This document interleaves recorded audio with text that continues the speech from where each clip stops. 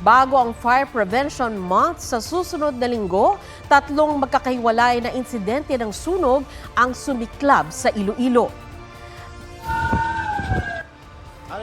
Dali-daling rumisponde ang mga bumbero sa nasusunog na abandonadong fishing vessel sa Iloilo Fishport Complex. Mabilis na kumalat ang apoy na iniimbestigahan pa ng ang mga pinagmulan.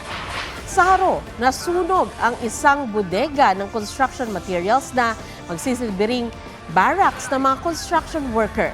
Nadamay pati ang mga sasakyan. Walang tao nang nangyari ang sunog. 3 bahay at isang sari-sari store naman ang nasunog sa bayan ng San Miguel. May pagtaas sa dividendo ng mandatory at voluntary contributions sa Pag-ibig Fund.